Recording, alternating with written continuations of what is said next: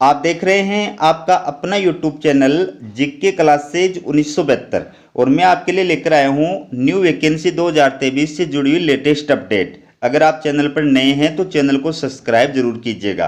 ठीक है, चलिए वीडियो की शुरुआत करते हैं। तो दोस्तों ये आप देख सकते हैं, ये वैसे तो 25 अगस्त 2023 का ये नोटिफिकेशन है। ठीक है, अस्थायी परियोजना पदों के लिए रिक्ति अधिसूचना। ठीक है, ये थोड़ा सा मैं आपको इसके अंदर डिटेल बता देता हूँ, जीके की दृष्टि से भी महत्वपूर्ण है। राष्ट्रीय असंचारी रोग कार्यान्वयन अनुसंधान संस्थान जोधपुर, ठीक है, भारतीय आयुर्विज्ञान अनुसंधान परिषद, स्वास्थ्य अनुसंधान विभाग, स्वास्थ्य परिवार कल्याण मंत्रालय, भारत सरकार के तत्वाधान में एक शोध संस्थान है। जोधपुर में स्थित यह संस्थान 7 दिसंबर 2019 को तत्कालीन मरुस्थलीय आयुर्विज्ञान अनुसंधान केंद्र की जगह पर अस्तित्व में आया है। ठीक है, तो ये जीके की दृष्टि से 2-3 लाइनें बढ़िया थी, इसलिए मैंने आपको बताई हैं। तो ये जो जोधपुर के अंदर स्थित राष्ट्रीय असंचारी रोग कार्यान्वयन अनुसंधान संस्थान है, इसके द्वारा ये वैकेंसी जो है वो जारी की गई है। ये आप देख सकते हैं अलग अलग जो पोस्ट हैं उनकी डिटेल। तो ये पद का नाम है परियोजना तकनीकी सहायक थर्ड। ठीक है, और इसमें पदों की संख्या ये आप देख सकते हैं, ये पदों की संख्या है। और ये मासिक परिलब्धियां और वेतन 31,000 रुपये प्रतिमाह जो है मानदेय आपको प्रदान किया जाएगा। योग्यता क्या है, परियोजना तकनीकी सहायक थर्ड की योग्यता क्या है, तो इसमें किसी मान्यता प्राप्त विश्वविद्यालय से नर्सिंग में स्नातक के साथ किसी मान्यता प्राप्त संस्थान से 3 साल का कार्य अनुभव या नर्सिंग में मास्टर डिग्री। ठीक है, अवधि क्या रहेगी इस परियोजना के अंदर कार्य की, 1 साल या परियोजना के पूरा होने तक जो भी पहले हो। ठीक है, आयु है 35 वर्ष और इसमें साक्षात्कार या व्यक्तिगत चर्चा की तिथि और समय जो है वो रहेगा आपके 18 सितंबर 2023। रिपोर्टिंग समय है 10 बजे। ठीक है, फिर बात करते हैं दूसरी जो पोस्ट है, ये आप देख सकते हैं परियोजना तकनीकी सहायक थर्ड, ये इसकी पोस्ट है। इसमें भी प्रतिमाह आपको 31,000 रुपये मासिक मानदेय प्रदान किया जाएगा। आवश्यक योग्यताएं देखिए, इसमें किसी मान्यता प्राप्त विश्वविद्यालय से कंप्यूटर विज्ञान या सूचना प्रौद्योगिकी में प्रथम श्रेणी 4 साल की स्नातक डिग्री और किसी मान्यता प्राप्त संस्थान से 3 साल का कार्य अनुभव।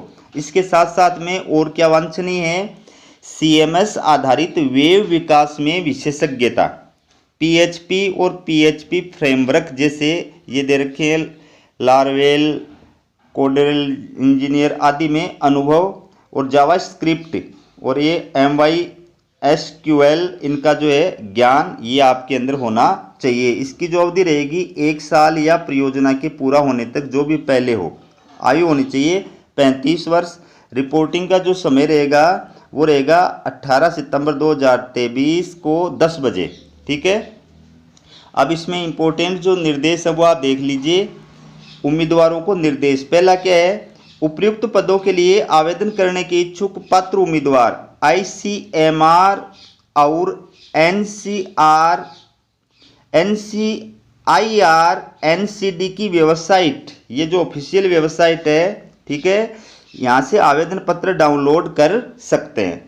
उम्मीदवारों को दिए गए कार्यक्रम के अनुसार लिखित परीक्षा या व्यक्तिगत चर्चा या साक्षात्कार के लिए आते समय विधिवत भरे हुए आवेदन पत्र के साथ जन्म तिथि का प्रमाण पत्र, योग्यता का प्रमाण पत्र, अनुभव का प्रमाण पत्र और हाल ही में लिए गए पासपोर्ट आकार की फोटो आदि सभी दस्तावेज लाने होंगे। प्रत्येक पद के लिए अलग अलग आवेदन पत्र भरा जाना चाहिए। तो जो भी अभ्यर्थी आवेदन करने का इच्छुक है उसको ये जो ऑफिशियल वेबसाइट बताई गई है, यहाँ से आपको क्या करना, आवेदन फॉर्म अपना डाउनलोड करना है। उस आवेदन फॉर्म को पूरी तरह से भरना है, उस पर अपनी फ़ोटो वगैरह लगानी है और उसके साथ साथ क्या क्या डॉक्यूमेंट्स लगाने हैं, जन्म तिथि का प्रमाण पत्र लगाना है, योग्यता के प्रमाण पत्र लगाने हैं, एक्सपीरियंस के प्रमाण पत्र लगाने हैं। ठीक है, और साथ ही साथ में पासपोर्ट साइज का फ़ोटो और जो भी डॉक्यूमेंट्स हैं वो आपको लेकर के और काउंसलिंग के टाइम पर, रिपोर्टिंग के टाइम पर जो है उपस्थित होना है। ठीक है, पहले नहीं भेजना आवेदन फॉर्म, आपको अपने साथ में लेकर के जाना है। और प्रत्येक पद के लिए आपको अलग अलग आवेदन करना जरूरी है। फिर है उम्मीदवारों की पात्रता की जांच स्थल पर की जाएगी और केवल योग्य उम्मीदवारों को ही लिखित परीक्षा या साक्षात्कार में बैठने की अनुमति दी जाएगी। 30 से अधिक उम्मीदवारों के मामले में एक लिखित परीक्षा आयोजित की जाएगी जिसमें 20 बहुविकल्पनीय प्रश्न होंगे। लिखित परीक्षा में योग्यता के अंक निम्नानुसार होंगे। अनुसूचित जाति जनजाति के लिए 35%, सामान्य वर्ग या अन्य पिछड़ा वर्ग या आर्थिक रूप से कमजोर वर्ग के लिए 40%। ठीक है, यानी अगर किसी भी पोस्ट के अंदर 30 से ज़्यादा कैंडिडेट्स हो जाते हैं उस सिचुएशन में एग्जाम आयोजित की जाएगी, वरना तो इंटरव्यू बेस पर ही आपका जो है सिलेक्शन इसमें किया जाएगा।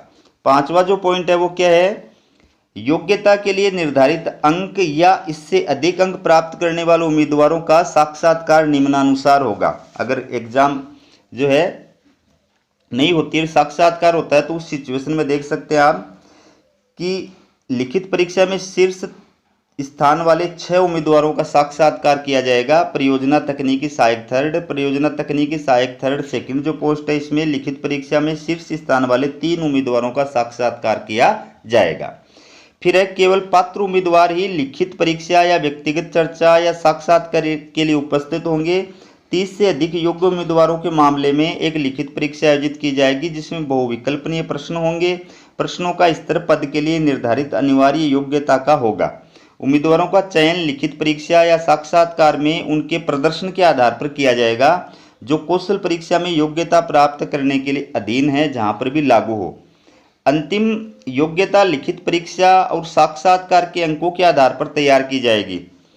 30 से कम उम्मीदवार होने और लिखित परीक्षा न लिए जाने पर साक्षात्कार में प्राप्त अंकों के आधार पर योग्यता तैयार की जाएगी। अगर 30 से कम कैंडिडेट्स होंगे तो फिर आपका इंटरव्यू होगा और इंटरव्यू बेस पर आपका सिलेक्शन होगा, मेरिट बनेगी। अन्य शर्तें देखिए, योग्यता केवल मान्यता प्राप्त संस्थानों या विश्वविद्यालयों से होनी चाहिए। अनुभव प्रमाण पत्र में रोजगार की अवधि के दौरान किए गए कार्य की प्रकृति का स्पष्ट उल्लेख होना चाहिए। संबंधित विषय या क्षेत्र में अनुभव संबंधित अधिकारी द्वारा मान्यता प्राप्त प्रतिष्ठित संस्थान या संगठन से होना चाहिए। ये केंद्र सरकार, डीओपीटी या आईसीएमआर द्वारा समय समय पर जारी निर्देशों के अनुसार अनुसूचित जाति, अनुसूचित जनजाति, अन्य पिछड़ा वर्ग के उम्मीदवारों छंटनी किए गए सरकारी कर्मचारियों, विभागीय उम्मीदवारों और भूतपूर्व सैनिकों आदि को संबंध में आयु में छूट स्वीकार्य होगी। अनुभवी और कुशल व्यक्तियों के लिए अन्य अनुसंधान प्रकल्पों में प्रदान की गई सेवा की सीमा तक आयु में रियायत भी स्वीकार की जाएगी। अनुसूचित जाति, जनजाति, अन्य पिछड़ा वर्ग को केवल उनके लिए आरक्षित पदों के संबंध में आयु में छूट प्रदान की जाएगी, अनारक्षित पदों के लिए नहीं। ठीक है, ये बाकी निर्देश जो है ये भी देख लीजिए आप। सरकारी सेवा या अर्ध सरकारी सेवा या राज्य या केंद्र सरकार के स्वायत्त निकाय में कार्यरत उम्मीदवारों को आवेदन पत्र जमा कराते समय अपने नियोक्ता से अनापत्ति प्रमाण पत्र यानी नो ऑब्जेक्शन सर्टिफिकेट एनओसी प्रस्तुत करना चाहिए, जिसमें विफल रहने पर उन्हें प्रवेश या साक्षात्कार या व्यक्तिगत चर्चा के लिए उपस्थित होने की अनुमति नहीं दी जाएगी। सभी पद संविदात्मक हैं और परियोजना के पूरा होने तक जारी रहने की संभावना है। संविदा कॉन्ट्रैक्ट बेस के पोस्ट हैं सारी। ठीक है, इसमें और जो महत्वपूर्ण बातें हैं वो आप देख सकते हैं, सारी तो पढ़ने की ज़रूरत नहीं है। ये देखिए, शॉर्ट लिस्ट में अपना नाम डलवाने, साक्षात्कार और रोजगार के लिए किसी भी रूप में प्रचार करना अयोग्यता होगी और ऐसे उम्मीदवारों को चयन प्रक्रिया से रोक दिया जाएगा। कोई चेक लगाने की कोशिश करेगा ना, उसके लिए है। एक से अधिक पदों के लिए आवेदन करने वाले उम्मीदवारों को प्रत्येक पद के लिए अलग अलग आवेदन करना चाहिए। केवल योग्यता के बाद का अनुभव अर्थात अनुभव आवश्यक शैक्षणिक योग्यता पूरी करने की तिथि से आवेदन जमा कराने की अंतिम तिथि तक ही अनुभव गिना जाएगा। ठीक है, गलत या गलत जानकारी प्रस्तुत करने से उम्मीदवार किसी भी स्तर पर अयोग्य हो जाएगा। चूंकि पद विशुद्ध रूप से अस्थायी पर हैं, इसलिए नियुक्त व्यक्ति को भविष्य निधि, अवकाश, यात्रा रियायत, चिकित्सा आदि का कोई लाभ नहीं दिया जाएगा। उपयुक्त पदों को पूरी तरह से अस्थायी और अनुबंध के आधार पर भरा जाना है और उम्मीदवारों को आईसीएमआर, NIIRNCD के तहत किसी भी प्रकार के स्थायी रोजगार या NIIRNCD या अन्य किसी प्रकल्प में अपनी सेवाओं को जारी रखने का दावा करने का कोई अधिकार नहीं होगा। ठीक है।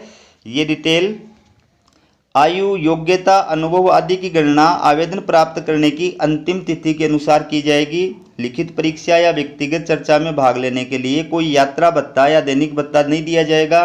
आवश्यक योग्यता या अनुभव का पूरा करने मात्र से चयन की कोई गारंटी नहीं होगी।